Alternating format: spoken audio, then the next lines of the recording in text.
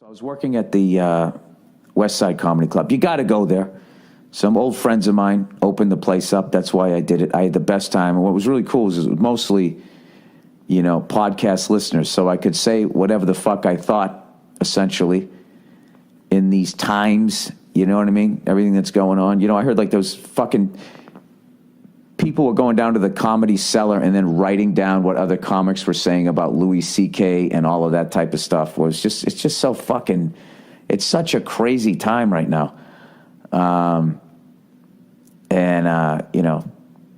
don't know. I love Louis C.K. and that was really obviously just a fucking hard thing to see happen to somebody. And he was definitely 100% wrong. I'll just say this. He was 100% wrong.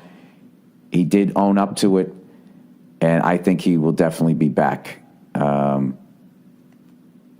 will say that. And I also knew a couple of the women that he did this shit to. And I just feel bad for everybody. It's just fucking terrible. And I don't know. I don't know what else you say about it. I feel like I'm in a divorce where both the mom and the dad. You got to like pick a fucking side here. I don't know. All I think that just this new thing though is like the level of witch hunt that happened when the Louis thing came out. Like the amount of fucking people that they went after was just fucking. It was like 6 degrees of Louis' dick. To the point that even the fucking Huffington Post was even trying to list people, the clients of the same manager that he had and stuff. Who, by the way, is one of the great people I've ever met in life. I stand by my fucking manager, and I'm never firing the guy. I've been with this guy since 2006. Dave Becky's one of the great people that I've met in this business. I love that guy. I'd still have him over my house for fucking dinner. Watching everybody I think I remember this happening 15 fucking years ago, and then watching everybody try to burn down this guy's life. It's just fucking ridiculous. People, this is America. You remember due process? Like the whole thing is just like, it's fucking insane. I wouldn't be surprised if they're going after Louis C.K.'s mailman, saying, if you deliver his mail, you're part of the problem. And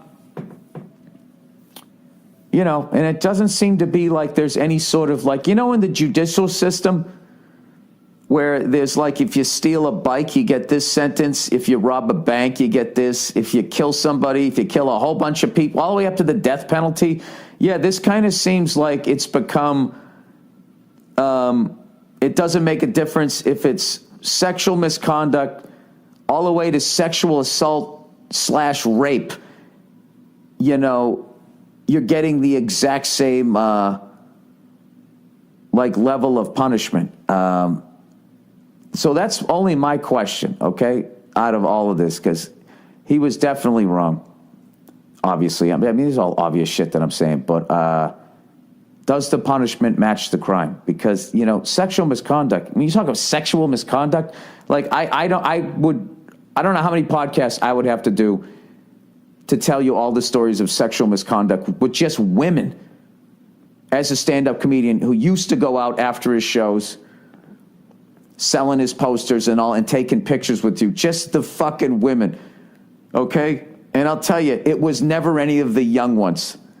It was always these middle-aged fucking women, couple glasses of red wine. Oh, God, and they come at you with their va-va-va-boom energy, and you'd be like, oh, no, here we go. That's my advice. Young male comics out there, young female comics, there's plenty of information out there for you now about watching out for creepy guys. But I don't think there's anything out there for young male comics. I will tell you this, okay? If you're going to go out and meet a crowd afterwards, when middle-aged women, you can tell they've had too much wine beyond the fact that they're sort of teetering on their high-heel shoes with their old feet sticking out of them. You just look for the gray teeth.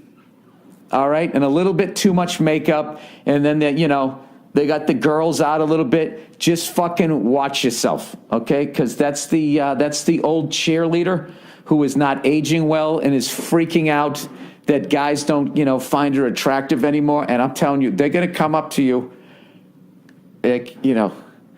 cover your junk. That's all I'm gonna say. Dude, I had a woman lick my neck one time, and I'll tell you, worse than the touch of her tongue, her old ass, disgusting wine breath tongue on my fucking neck. Worse than that was I felt her breath right before the eagle landed. Gee. Oh, and forget about gay guys. Jesus Christ. I got to do another half podcast on that one. We're just talking about sexual misconduct. I always wanted to rub your chest. The fuck did you just do? I remember one time, and this is the thing about a guy. When it happens to a guy, it's just funny. Just for the simple fact that, generally speaking, you can overpower whoever the fuck is coming at you. I'm not a little boy. So I get why nobody gives a shit when this happens to a guy. I get it. I remember I was dating this absolutely lovely woman, beautiful woman. She danced on Broadway. She was such a sweetheart. I loved her to death, and I completely fucked it up because I was an angry young man. So I'm sorry to her, right?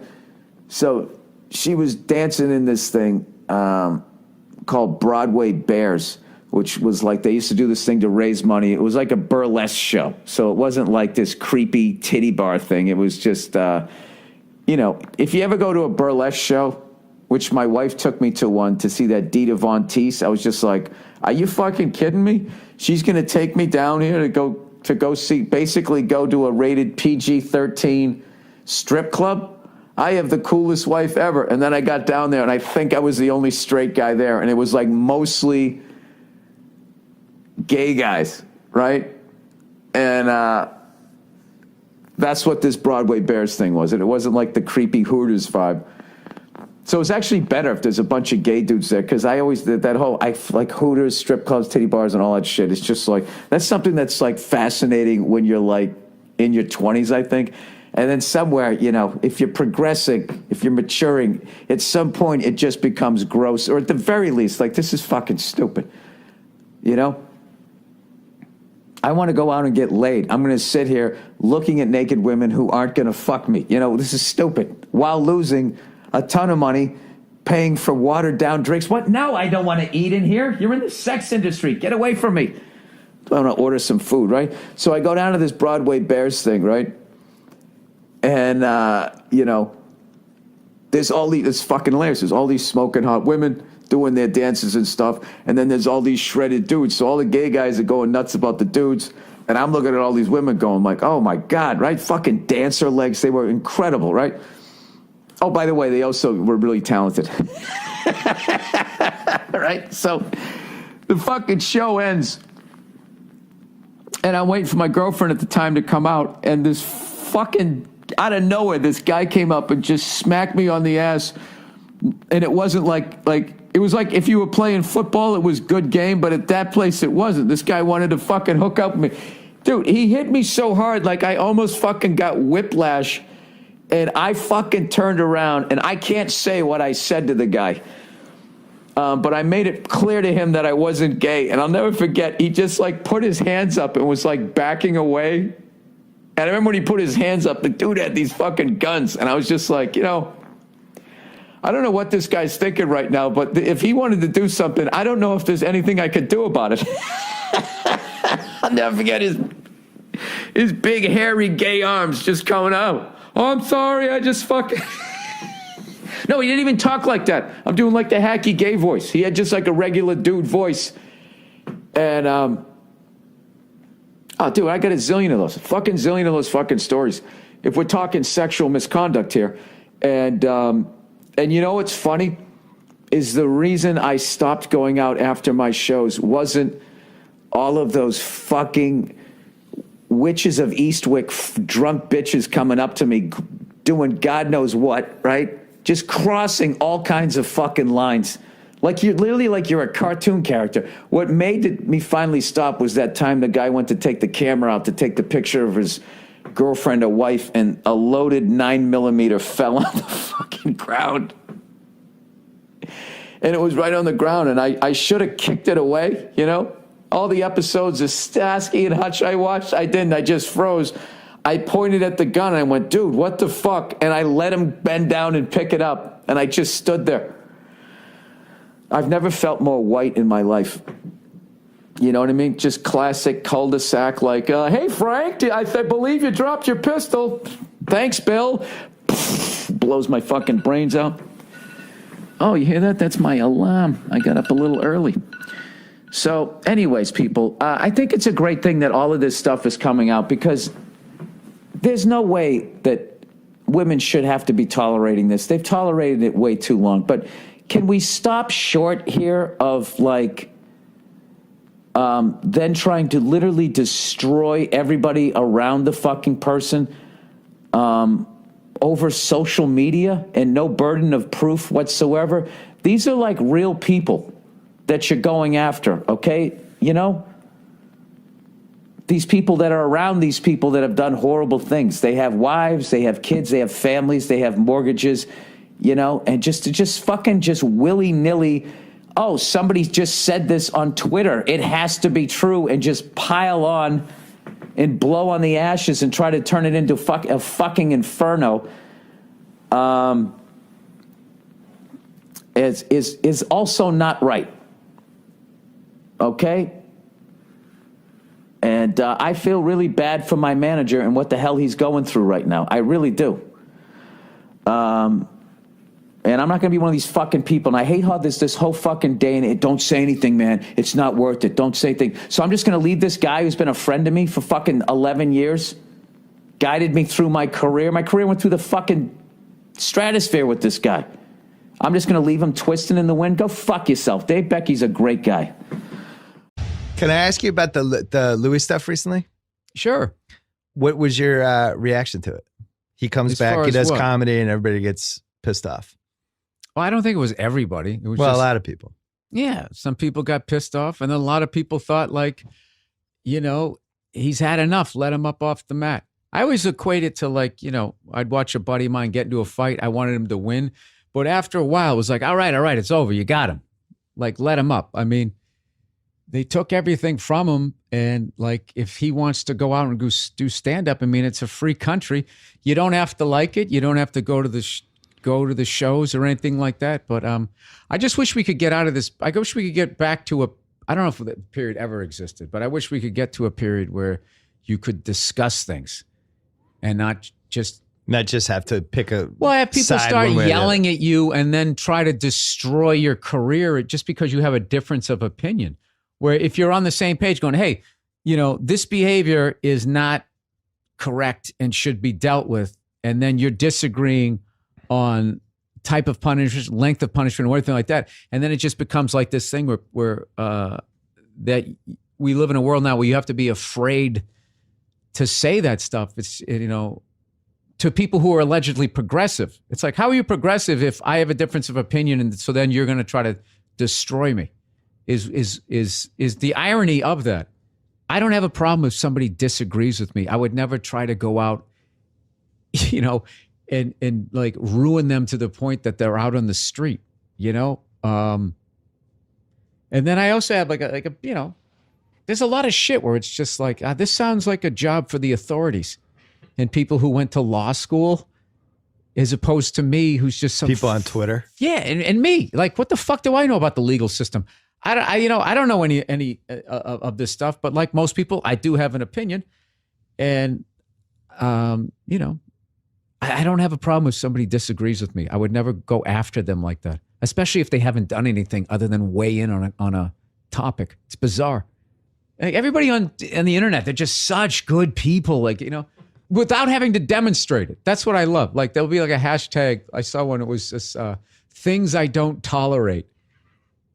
And adults were literally weighing in on this. And then they were just saying all of this obvious applause break shit, like racism, bigotry, my favorite one, mean people. It's like, what are you, fucking 5 mean people? And that's just like, what did you have to demonstrate that you don't do that? Now, is there video of you being somewhere with a bunch of white people and someone drops the N-word and then you don't tolerate it? Is there any of that evidence? Or did you just fucking just write a bunch of shit and it becomes like this self-serving fucking thing that's allegedly for the better good of society when it really isn't? It's like all those jerk-offs on Instagram acting like they're trying to inspire you and they're just trying to show you all the cool shit they have and their 6-pack abs. You know, I'm so fucking sick of people on Instagram telling me how hard they're working. Yo, we out here grinding, out here trying to get this paper. It's just like, yeah, everybody is. Oh, do you have to work hard in life? I didn't realize that. It's just like my favorite one. I love the one too where you bring all your cars out around the private jet. And it's just like, did you drive all those out there yourself and you just Ubered back to your garage? Did that take all day? Or did you have the gardener drive over the Hummer? I like the LeBron Instagram and then you have to workouts. stand there and you cannot be looking at the camera. You got to be looking off. Sideways. Yeah. And you got to have a look on your face. This is like, this is how we do it, man. This is, is that how you do it? I didn't know you could do it like that. I would have done it that way had I known how to do it. How do you do it? Oh, we're working hard. It's like none of this means anything. It's just somebody trying to, it's just like, just be an arrogant ass. Stop acting like you're trying to fucking help me. The LeBron Instagram You knew the workout old man in me videos. was going to come out at some point in this fucking podcast. The LeBron Instagram workout videos. Like, I can't imagine Bird and Magic doing that 35 years ago. Well, in defense of him, though, that didn't exist. They would have. There would have been people who did that shit. Bird never would have had it. Bird was like tarring his driveway during the summers. Like, Bird hurt his back tarring his fucking driveway. I know. Because they gave you that one standard brush. Yeah. I remember that. You didn't want to pay somebody $7 an hour to do his driveway. He's making like $1 million Well, that's a year. fair. How cheap Come he on, was. Larry. When he was in the cheap. Olympic Village, I Yeah. ain't paying $8 for a beer, and his 6'9" self just walked down the street You always, to a bar to go get a beer.